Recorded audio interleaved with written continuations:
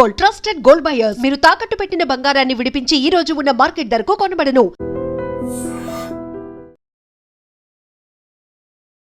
నమస్తే, welcome to iDream inside politics with కవిత.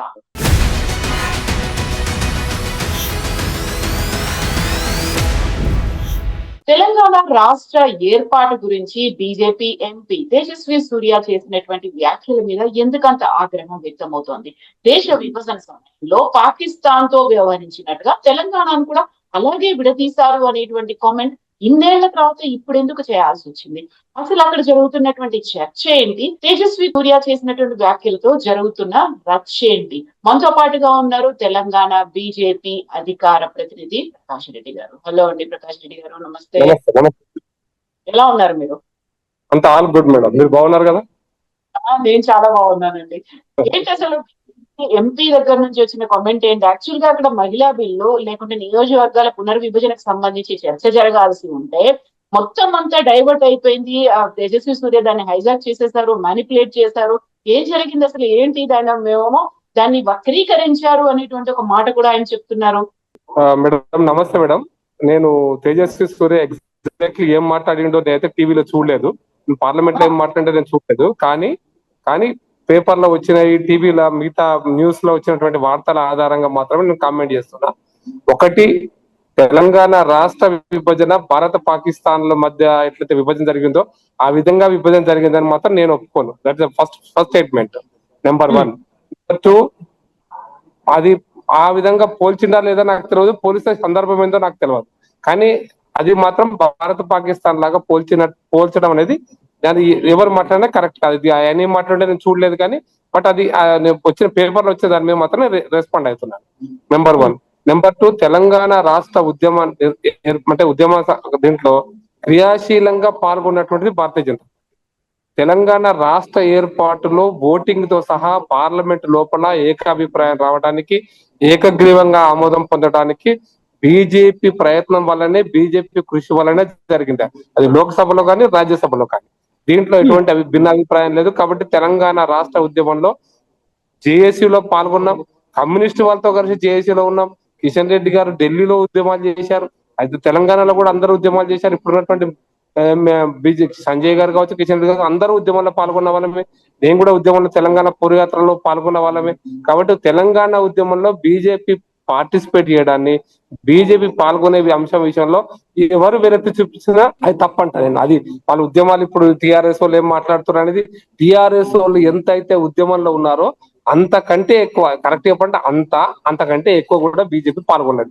కాబట్టి మా యొక్క ఇంటిగ్రిటీని, మా యొక్క బీజేపీ పాత్రను తెలంగాణ ఉద్యమంలో ప్రశ్నించక్కర్లేదని చెప్పదలుచుకున్నాం మేడం. అది తేజస్వి సూర్య ఏం మాట్లాడేది సెకండరీ, అది చాలా చాలా చాలా సెకండరీ నా ఉద్దేశం. మేము పాల్గొన్నాం, మేము ఉద్యమంలో పాల్గొన్నాం, ఉద్యమం చేసినాం, అరెస్ట్ అయినాం, జైలుకు పోయినా, అన్ని జరిగినాయి. కాబట్టి దాన్ని ప్రశ్నించవద్దు. అయితే తెలంగాణ ఉద్యమం యొక్క బిల్లుకు సంబంధించి చివరి రోజు ఆ పార్లమెంట్ అంటే ఆయన కాలఖండం పూర్తి అవుతుంది, 5 సంవత్సరాలు పూర్తి అవుతుంది మన్మోహన్ సింగ్ గారి ప్రభుత్వం. చివరి రోజు చివరి గంటలో ఈ బిల్లు ప్రవేశపెట్టేటువంటి తీరు కూడా, అయితే పార్లమెంట్ లోపల ఉద్యమం చేసింది, పార్లమెంట్ లోపల పెప్పర్ స్ప్రే కొట్టింది బీజేపీ నాయకులు కాదు, వేరే పార్టీ నాయకులు కాదు, స్వయంగా కాంగ్రెస్ పార్టీ నాయకులే పెప్పర్ స్ప్రే కొట్టారు లోపల. పార్లమెంట్ చరిత్రలో డోర్లు బంద్ చేసి చర్చించాల్సినటువంటి అవసరం వచ్చింది, చర్చ బయటకు చూపెట్టనంత పరిస్థితి వచ్చింది పార్లమెంట్ లోపల, అంటే లోక్సభ లోపల. సార్ రాజ్యసభలో చర్చ జరిగింది, అది వేరే అంశం. రాజ్యసభలో ఫేర్ గా చర్చ జరిగింది, అది ఒక అంటే ఫేర్ గా అంటే ఓపెన్ గా జరిగింది. అంటే ఈ మొత్తం ఎపిసోడ్, ఈ యొక్క రాష్ట్ర ఏర్పాటు విషయంలో ఎందుకు ఇంత రాద్ధాంతం జరిగిందని ఒక ప్రశ్న. 2010లో చిదంబరం గారు హోమ్ మినిస్టర్ ఉన్నప్పుడు డిక్లేర్ చేసేసారు తెలంగాణ ఇచ్చేస్తున్నామని. ఇచ్చేస్తే నేను ఆ రోజు తెలంగాణలో కిషన్ రెడ్డి గారు అసెంబ్లీకి పోయినా, ఇక అయిపోయింది మా తెలంగాణ వచ్చేసింది అనుకున్న రోజులలో మళ్ళీ 25 రోజుల తర్వాత దాన్ని వాపసు తీసేసుకున్నారు. తెలంగాణ రాదు, మళ్ళీ ఒక కమిటీ అన్నారు. అసలు 2014లో యూపీఏ ప్రభుత్వం మొదటి దాంట్లోనే ప్రణబ్ ముఖర్జీ కమిటీ వేశారు. ఆ కమిటీ రిపోర్ట్ ఏమైంది ఎవరికి తెలియదు. శ్రీకృష్ణ కమిటీ వేశారు, రిపోర్ట్ ఏమైంది తెలియదు. అయితే సందర్భం ఏంటంటే బీజేపీ పార్టీకి కూడా వాజ్పేయి గారి కాలంలో కూడా majority, BJP full fledged majority లేకపోయినా ఎన్డీఏ ప్రభుత్వంలో ఉన్నప్పుడు ఉత్తరాఖండ్ రాష్ట్రం కానీ, జార్ఖండ్ రాష్ట్రం కానీ, ఛత్తీస్గఢ్ ఏర్పాటులో ఎటువంటి ఇబ్బందులు లేకుండా, పార్లమెంట్ లో ఎటువంటి సమస్యలు లేకుండా ఆ చట్టాన్ని పాస్ చేసినప్పుడు కాంగ్రెస్ పార్టీ ఇంత రాద్ధాంతం ఎందుకు చేసిందనే అంశం మీదనే అనేక సందర్భాల్లో మేము మాట్లాడినాం. మా ప్రధానమంత్రి గారు మాట్లాడిన కోణంలోని స్ఫూర్తి కూడా అదే. మేము చేసినప్పుడు రెండు రాష్ట్రాల ప్రజలు కలిసి ఉంటున్నారు. ఛత్తీస్గఢ్ ప్రజలు, మధ్యప్రదేశ్ ప్రజలు కలిసి ఉంటున్నారు. అట్లాగే తెలంగాణ, ఆంధ్రప్రదేశ్ ప్రజలు కూడా కలిసి ఉండాలని మేము కోరుకున్నాం. కలిసి ఉండాలని కోరుకున్నాం. అన్నదమ్ములాగా విడిపోదాం, కలిసి ఉందాం, ఇద్దరము సత్వర అభివృద్ధి చేద్దాం. ఆంధ్రప్రదేశ్ కూడా అభివృద్ధి చెందాలా, తెలంగాణ కూడా అభివృద్ధి చెందాలి. ఎందుకంటే ఆంధ్రప్రదేశ్ కూడా మన దేశంలో ఆంధ్రప్రదేశ్ బాగా వెనుకబడిపోయి తెలంగాణ ముందుకు పోతే దేశాభివృద్ధి అయినట్టుగా మనం భావించొద్దు మేడం. అందుకోసమనే ఆంధ్ర ప్రజలు కూడా మన వాళ్ళే. పొమ్మంటే పోవేరా, పోరావో ఆంధ్రోడు అనే భాష మాది కాదు మేడం, చాలా స్పష్టం. మేము ఆంధ్రోలను, ఆంధ్రప్రదేశ్ ప్రజలను ఆ విధమైన భాషతో మేము తిట్టలేదు.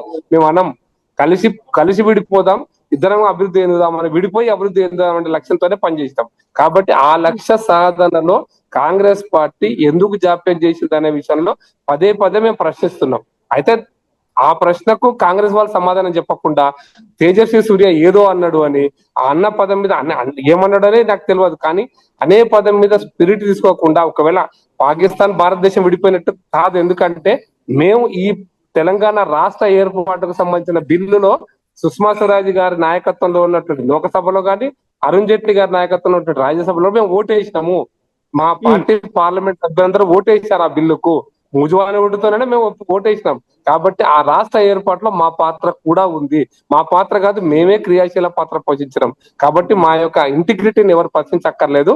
బట్ ఎక్కడన్నా అటువంటి స్టేట్మెంట్లు వస్తే దాని సమయంలో అది దానికి ఎక్స్ప్లెనేషన్ వస్తుంది, దానికోసం వెయిట్ చేద్దాం. కాకపోతే ఇప్పుడు కాంగ్రెస్ పార్టీ ఇచ్చింది, అప్పుడు యూపీఏ గవర్నమెంట్ ప్రాపర్ గా చెయ్యలేదు అనుకున్నప్పుడు, గతంలోని 2014లో అప్పుడు ప్రధానమంత్రి అభ్యర్థిగా ఉన్నటువంటి నరేంద్ర మోదీ కూడా ఇదే మాట అన్నారు. 12 ఏళ్ల తర్వాత మళ్ళీ అదే మాట అన్నాడు. ఎంతకాలం అదే మాటని బీజేపీ లీడర్లే అంటూ వస్తున్నారు అనేదే కదా ఫస్ట్ క్వశ్చన్ వస్తోంది. నేనేమంటున్నా మేడం, ఇప్పుడు మనం బీజేపీ లీడర్లు ఈ మాట అన్నారని చెప్పి మనం చాలా చాలా రద్దాంతం చేస్తున్నాం, కాంగ్రెస్ పార్టీ కానీ టీఆర్ఎస్ కానీ. మరి బేసిండ్లు లేవు, బేషజాలు లేవు, అందరం కలిసి ఉంటామని కేసీఆర్ గారు అక్కడ పోయి మాట్లాడినాడు కదా. మనం ఏమైనా మాట్లాడినామా? ఎవరైనా రియాక్ట్ అయినారా? ఏ నీళ్ల కోసం అయితే మనం ఆంధ్రప్రదేశ్ ప్రజలతో కొట్లాడినాము, అంటే అక్కడ ఉన్న వ్యవస్థతో కొట్లాడినాము, ఏ నిధుల కోసం అయితే కొట్లాడినాము, ఏ ఉద్యోగాల కోసం అయితే కొట్లాడినాము, వాటన్నిటిని నీళ్ళు వదిలిపెట్టి వాటన్నిటికీ నువ్వులు వదిలిపెట్టినటువంటి కేసీఆర్ గురించి అక్కడ పోయి మాట్లాడతా, ఆంధ్రప్రదేశ్ గడ్డ మీద పోయి బేసిజాలు లేవు, బేసిన్ లేవు, ఆంధ్రప్రదేశ్ అభివృద్ధికి నేను ఉంటాను అంటే దాని మీద స్పందించారు ఎవరన్నా? ఒక్కరైనా రియాక్ట్ అయినారా? అప్పుడు ఎందుకు ఇంత ఈ రాద్ధాంతాలు ఎందుకు అంటున్నాం? మేము కరెక్ట్ చెప్తున్నాం. బేసిజాలు లేవు, బేసిన్లు అవసరం లేదు, అందరం కలిసి అభివృద్ధి చెందామంటున్నా. మనకు అవసరం ఉన్న దగ్గర మనం నీళ్లు వాడుకుంటాం, వాళ్ళకి అవసరం ఉన్న దగ్గర వాళ్ళు నీళ్లు వాడుకుంటారు. నిధుల విషయంలో కూడా అంతే, మన నిధులు మనకి, వాళ్ళ నిధులు వాళ్ళకి. ఉద్యోగాల విషయంలో కూడా అంతే, ఉద్యోగాల కమిటీ చేసి రాద్ధాంతం తీస్తే చివరికి దొరకబట్టింది ఏంటంటే కొండన్న వెలకన్న పట్టినట్టు మనకు వచ్చినటువంటి అంశం ఏంటి, మనకు వచ్చిన తెలంగాణకు వచ్చిన ఉద్యోగాలు ఏంటి? వీటి విషయంలో మనం ఏం స్పందించమా? ఇటువంటి అంశాల విషయంలో నన్ను ఆంధ్రప్రదేశ్ లో నా జెండాలు పెట్టుకుని ఆంధ్రప్రదేశ్ రాజధాని నిర్మాణంలో భాగం పంచుకున్నారు కదా కేసీఆర్ గారు. అక్కడ నా పోస్టర్లు పెట్టారు, ఆంధ్రప్రదేశ్ లో నాకు గొప్ప విషయం అని చెప్పారు కదా. మరి తెలంగాణ ప్రజలు కొట్లాడినటువంటి అంశంలో ఇక్కడ పోయి కేసీఆర్ గారు పనిచేస్తే ఒక్కరు కూడా మాట్లాడలే, రాద్ధాంతం చేయరే. అంటే మీకు రాద్ధాంతం చేయడం కోసం ఒక సంఘటన కావాలనేటువంటి ఎదురు చూస్తున్నటువంటి గుంటనక్కలాగా ఎదురు చూస్తున్నటువంటి అభిప్రాయం ఇది.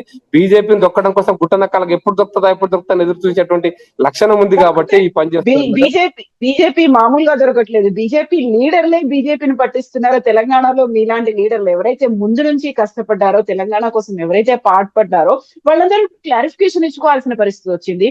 8+8 ఉంది, డబుల్ ఇంజిన్ సర్కార్ వస్తుంది అనుకున్నప్పుడు, ఇవన్నీ ఈ ప్రయత్నాలతో మీరు ముందుకెళ్తున్నప్పుడు మళ్ళీ ఒకసారి ముందు నుంచి వచ్చి మీరు చెయ్యని తప్పుకి, మీరు అనని మాటకి ప్రజల దగ్గరికి వెళ్ళాలి, వాళ్ళతో మాట్లాడాలి అంటే ఒక టఫ్ టాస్క్ కనిపించట్లే.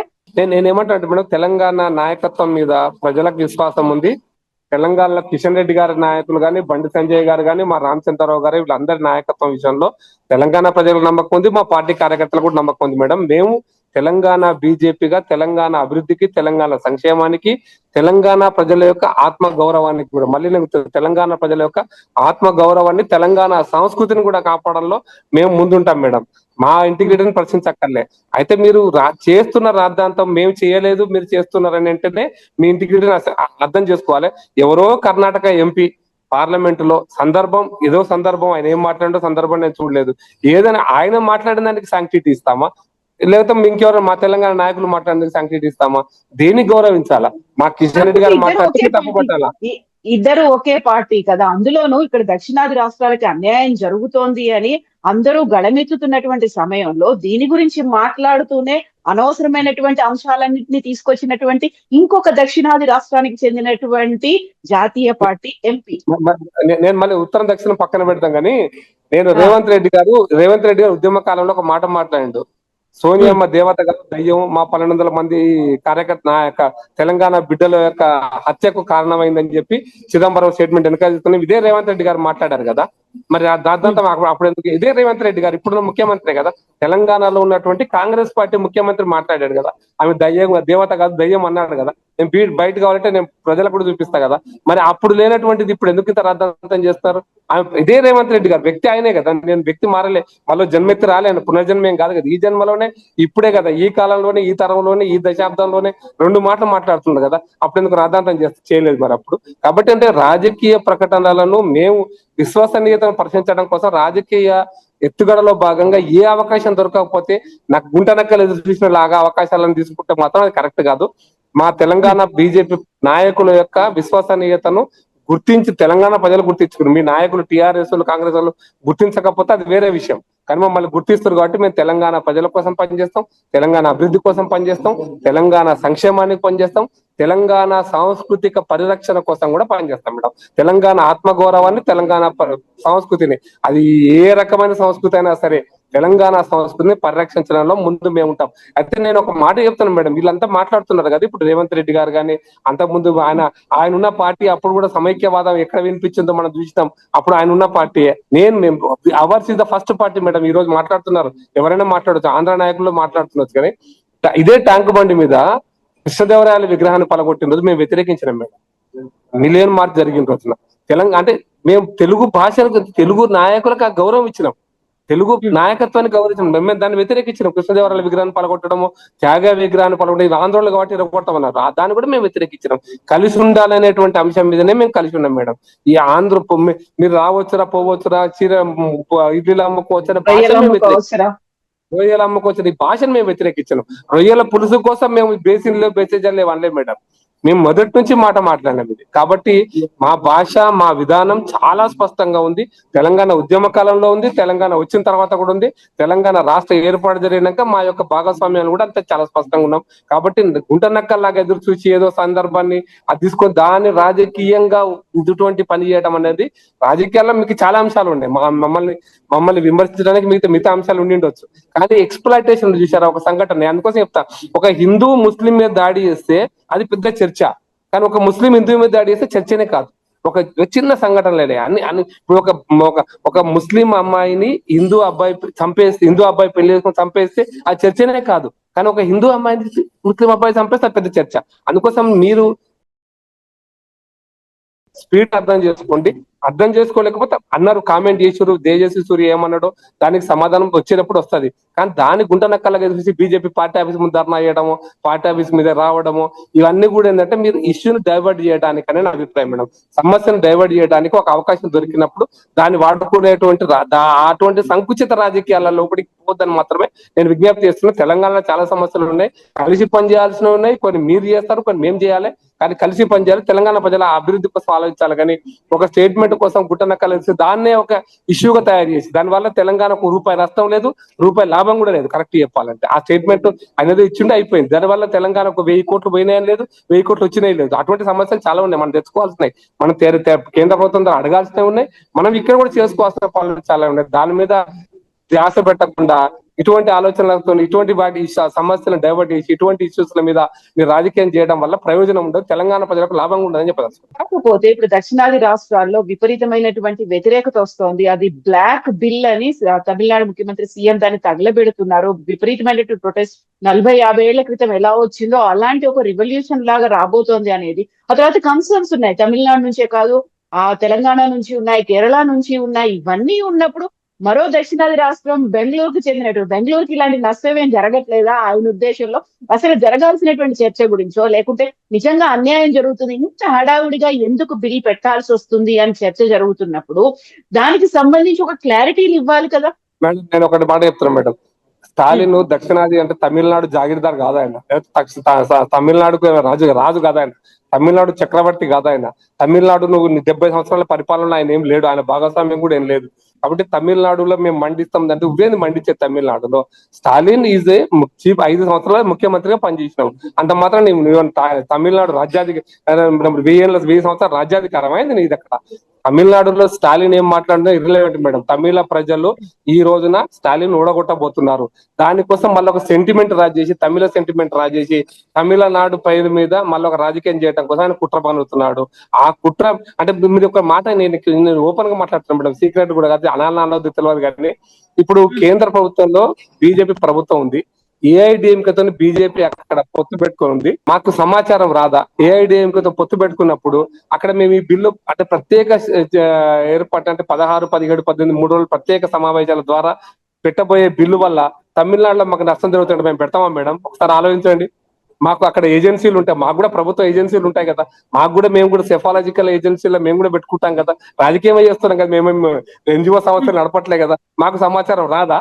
ఏం జరుగుతుంది, ఏం చేస్తే ఏం జరుగుతుందో మాకు తెలియదా? మేము ఓడిపోవడం కోసం ఏమన్నా ఇటువంటి పని చేస్తామా? ఏమన్నా సింపుల్ లాజిక్ మేడం, అర్థం చేసుకోండి మీరు సింపుల్ గా. మాకు నష్టం జరుగుతుంటే మేము పెడతామా? ఈ రాజకీయ ఎత్తుగడే మేము అనుకోండి కాసేపటికి, మాకు నష్టం జరుగుతుంటే పెడతామా? ఆయన మండిస్తే మంటదని తెలిసిన తర్వాతనే పెడతాం కదా. మాకు సమాచారం అక్కడ ఇంటెలిజెన్స్ సిస్టమ్ ఉంటది, ప్రభుత్వ ఇంటెలిజెన్సీ ఉంటది, మేము మా యొక్క పార్టీ వ్యవస్థలో ఉంటది. ఏఐడిఎంకేతో పొత్తు పెట్టుకొని మేము పనిచేస్తున్నప్పుడు ఆయన మంట రాజేస్తే మంట పడుతుంది ఏమన్నాడా? అర్థం చేసుకోండి. అంటే నేను మీ ద్వారా వ్యూవర్స్ కోసం కూడా చెప్తాను మేడం, అది స్టాలిన్ చెప్తున్నటువంటి అంశము ఆయన రాజకీయ ఎత్తుగడలో భాగమే తప్ప స్టాలిన్ చేతిలోనే మొత్తం తమిళనాడు 10 కోట్ల మంది ఉన్నారనేటువంటి అభిప్రాయం తప్పు. స్టాలిన్ మీద ప్రజలకు విశ్వాసం పోయింది, ఆయన ఓడిపోతాడని తెలుసు. అన్ని సర్వేలు మీకు వచ్చినా చూడండి మేడం, 10 సీట్లు అటు ఇటుగా ఎన్డీఏ కూడా బలమైన పోటీ ఇస్తుంది. 130, 120 అక్కడ ఉంది, 120 వీళ్ళకి వస్తాయా, 120 వాళ్ళకి వస్తాయని దగ్గరే ఆగి ఉంది, 120, 110 దగ్గరే ఉంది. మొత్తం ఇదే కదా లెక్క జరుగుతున్నాడు, వేరే ఇంకేం లేదు కదా. బెంగాల్లో కూడా బీజేపీకి 130 వాళ్ళకి 150, బీజేపీకి 150 వాళ్ళకి 130, ఇదే రేంజ్ కదా నడుస్తుంది. కాబట్టి ఇంత పోటాపోటీగా నడుస్తున్నప్పుడు మేము నిన్న ప్రధానమంత్రి ఉపన్యాసాన్ని మీరు పార్లమెంట్ లో చెప్పినారు మేడం, ఎంత స్పష్టంగా అర్థం చేసుకోవాలి. మీ బిల్లు పాస్ అయితే మాకు పాస్ కాకపోతే మాకు వచ్చే నష్టం ఏం లేదు, మీకు ఏమైనా బిల్లు పాస్ అయితే దానివల్ల వచ్చే క్రెడిబిలిటీ ఏమైనా ఉంటే, క్రెడిట్ ఏమైనా ఉంటే మీరే తీసుకోండి, మీ ఫోటోలు పేపర్లు వేపిస్తాం కావాలంటే తీసుకోండి అన్నాడు. ఇంత సాహసంతో పార్లమెంట్ లోపల ప్రధానమంత్రి చెప్పిన అంశాన్ని అర్థం చేసుకుంటే రాజకీయ ఎత్తుగడలు అర్థమైపోయి ఉంటాయి మేడం. దాని గురించి నేను విపులీకరించాల్సిన అవసరం లేదు. ప్రధానమంత్రి పార్లమెంట్ లో చెప్పిన అంశాన్ని సీనియర్ జర్నలిస్ట్ గా మీరు కూడా అర్థం అర్థం చేసుకున్నారని అనుకుంటున్నాను. కాకపోతే ఇంత హడావుడిగా ఎందుకు తీసుకురావాలి? జనాభా లెక్కలు అనుకున్నప్పుడు 2011 సెన్సెస్ ని తీసుకొని వచ్చారు, బోల్డ్ అంత గందరగోళం ఉంది, మీకు పార్లమెంట్ లో మెజారిటీయే లేదు, లేకుండానే హడావుడిగా తీసుకొచ్చి బలవంతంగా పెట్టే ప్రయత్నం జరుగుతోంది. అందుకోసం 3 రోజుల ప్రత్యేక సెషన్, ఇంత చర్చ, ఇవన్నీ అవసరమా? నేను చెప్తాను మేడం, అవసరమా లేదా అనేటువంటిది తెలంగాణ రాష్ట్ర ముఖ్యమంత్రి రేవంత్ రెడ్డి గారు ఉన్నారు. ఇంకా సెన్సెస్ రాలే, సెన్సెస్ గురించి నోటిఫికేషన్ కూడా రాలే, ఇంకా ఎన్ని సీట్లు ఉంటాయో తెలియని కాలంలో, తెలియని అంటే ఆ చర్చ జరిగిన సందర్భంగా దక్షిణాదికి అన్యాయం అవుతున్న స్టాలిన్ మీటింగ్ పెట్టొచ్చాడా? అసలు ఏమి మొదలు కానటువంటి సందర్భంలో కూడా వాళ్ళు దక్షిణాది రాష్ట్రాల యొక్క మీటింగ్ పెట్టి, స్టాలిన్ మీటింగ్ పెట్టి, ఆ స్టాలిన్ లో దక్షిణాది రాష్ట్రాలకు అన్యాయం జరుగుతుందని దక్షిణాది రాష్ట్రాల ముఖ్యమంత్రుల మీటింగ్ పెట్టడం, దక్షిణాది రాష్ట్రాలకి రేవంత్ రెడ్డి గారి ఉత్తరాలు రాయడం, ఇది కాంగ్రెస్ పార్టీ ఎత్తుగడనా ఇంకొకరు ఎత్తుగడనా? ఎందుకు ఇది నీ సందర్భం సమయం లేకుండా ఎందుకు నువ్వు ప్రచారం మొదలుపెట్టావు? పార్లమెంట్ ఎన్నికల్లో కూడా ఇదే ప్రచారం చేసింది మేడం, బీజేపీకి 400 సీట్లు వస్తే రాజ్యాంగాన్ని మార్చేస్తుంది, రిజర్వేషన్లు తీసేస్తుంది. ఈ తప్పుడు ప్రచారాన్ని మీరు ఎందుకు చేశారు? ఇదే తప్పుడు ప్రచారానికి వ్యతిరేకంగా మేము సరైనటువంటి సమాధానాన్ని పార్లమెంట్ వేదిక ఇవ్వడం కోసమే మేము చేస్తున్నాం. మీరు అనుకోవచ్చు కదా, పార్లమెంట్ వేదికగా ఏ రాష్ట్రానికి కూడా అన్యాయం జరగదు, అన్ని రాష్ట్రాలకు న్యాయం జరుగుతుందని స్పష్టత ఇవ్వడం కోసమే పార్లమెంట్ వేదికగా తీసుకోవచ్చు కదా. పార్లమెంట్ వేదిక ద్వారా మేము భారత ప్రజలకు, తమిళనాడు ప్రజలకు, బెంగాల్ ప్రజలకు, తెలంగాణ ప్రజలకు, కేరళ ప్రజలకు చెప్పాలనే ఉద్దేశంతో పార్లమెంట్ సెషన్స్ పెట్టింటాం కదా, స్పష్టత ఇవ్వడానికి. కాబట్టి స్పష్టత ఇస్తున్నాం కూడా. నిన్న ఈ రోజు స్పష్టత ఇచ్చారు. నిన్న అమిత్ షా గారు చాలా స్పష్టంగా చెప్పాడు, నేను కేంద్ర హోంశాఖ మంత్రిగా ఏ రాష్ట్రంలో ఎన్ని సీట్లు పెరుగుతున్నాయి, ఎంత పర్సెంటేజ్ ఆఫ్ సీట్లు పెరుగుతున్నాయి, మన పర్సెంటేజ్ ఎంత, మన దేశంతో కంపేర్ చేసినప్పుడు తెలంగాణ ఎంత, తమిళనాడు ఎంత, దక్షిణాది కూడా ఎంత, దక్షిణాది పర్సెంటేజ్ కూడా చాలా స్పష్టంగా చెప్పాడు. నేను కేంద్ర హోంశాఖ మంత్రిగా చెబుతున్నాను కూడా చెప్పాడు స్పష్టంగా. ఇంతకంటే పార్లమెంట్ వేదిక ఏ స్పష్టత ఇవ్వాలా? అనుమానాలు ఉంటాయి, ఆ అనుమానాలు ఎప్పటికి ఉంటాయి, జీవితకాలం అంతా అనుమానాలు ఉంటాయి, తరాలుగా అనుమానాలు ఉంటాయి. కానీ స్పష్టత హోంమంత్రిగా స్పష్టత ఇచ్చినప్పుడు అర్థం చేసుకోవాలి. విశ్వాసం లేదు అనుకుంటే మీకు విశ్వాసం లేదు, భారత ప్రజలకు విశ్వాసం ఉంది. భారత ప్రజలు విశ్వసిస్తున్నారు. ప్రజాస్వామ్యంలో ప్రజల విశ్వాసం ఇంపార్టెంట్, నీ విశ్వాసం నా విశ్వాసం ఇంపార్టెంట్ కాదు. మీరు నేను అయ్యుండొచ్చు ప్రజల్లో భాగమే, కానీ మెజారిటీ ప్రజల యొక్క విశ్వాసం అనేది ఈ రోజు విశ్వాసం పరిగణలోకి వస్తుంది. కాబట్టి మేము పార్లమెంట్ వేదికగా ఈ ఎన్నికలలో ఈ సంకుచితమైనటువంటి ప్రాంతీయ విభేదాలను సృష్టించి, నేను మళ్ళా పదం ఉపయోగిస్తున్నా, ఉత్తరాది దక్షిణాది అని విభజనవాదాన్ని సృష్టించి ఆ మంటలు, ఆ చలి మంటలో కాపు కాచుకోవాలనుకుంటున్నటువంటి రేవంత్ రెడ్డి లాంటి వాళ్ళకు, స్టాలిన్ లాంటి వాళ్ళకు స్పష్టమైనటువంటి వాళ్ళ ప్రజలకు సందేశం ఇవ్వడం కోసం వాళ్ళ రాజకీయ ఎత్తుగడను పార్లమెంట్ సెషన్ లో పెట్టడం జరిగింది. ఇది ఇంతవరకు అర్థం చేసుకోవచ్చు కదా మనకు స్పష్టంగా. అదే అందుకోసం ఈ మంటను పెట్టింది మీరు మేడం, ఈ మంట రాజేసింది అజకమ్మకర్ అంటారు, మంట అగ్గిపుల్ల గిరింది రేవంత్ రెడ్డి. కాబట్టి అందుకోసమని మీరు చేసినటువంటి రాజకీయ ఎత్తుగడలలో మమ్మల్ని బలి చేయాలనుకుంటున్నప్పుడు మేము కూడా మాది మేము రక్షించుకోవాలి. రాజకీయ ఎత్తుగడలో మా పార్టీ యొక్క విషయాలను కూడా ప్రజలకు చెప్పాలి. అది వేదిక పార్లమెంట్. ప్రధానమంత్రి మాట్లాడండి ఆ వేదిక మీద, బహిరంగంగా మాట్లాడండి, ప్రధానమంత్రి వేదిక మీద మాట్లాడు, హోంశాఖ మంత్రి గారు మాట్లాడారు, ఈ రోజు కూడా హోంశాఖ మంత్రి గారు అయిపోయింటది ఈ పార్టీకి. కాబట్టి మేము స్పష్టత ఇవ్వాలనుకొని ప్రజల ముందు పెట్టాలనుకుంటే స్పష్టంగా ఆ పని చేస్తున్నాం. చూద్దాం ఈ 3 రోజుల సెషన్స్ తర్వాత ఏం జరుగుతుంది, మళ్ళీ రాజకీయాలు ఎటువైపు వెళ్తాయి అనేది. Thank you so much Prakash Reddy garu. Thank you. And for more videos, Please subscribe to iDream. Please subscribe to iDream. Please subscribe iDream. And please subscribe to iDream. For more videos, subscribe to iDream. please like, share and subscribe to the channel. Congratulations, iDream. Subscribe to iDream. Subscribe to iDream. So subscribe to iDream Media. iDream team andarki huge congratulations. Please subscribe iDream Media. Please subscribe to iDream. Subscribe iDream. Please subscribe to iDream. iDream అంటే నా కళల ఛానల్ను subscribe చేసుకున్న నోరు తిరుగుతలేదు, మీరైతే గంట గుర్తు కొట్టండి. For more such videos, please subscribe to iDream. Subscribe to iDream. Please subscribe to iDream. Please subscribe iDream Media. Please do subscribe to iDream. Please subscribe to iDream Media. For best entertainment and information, please subscribe iDream. And don't forget to subscribe to iDream.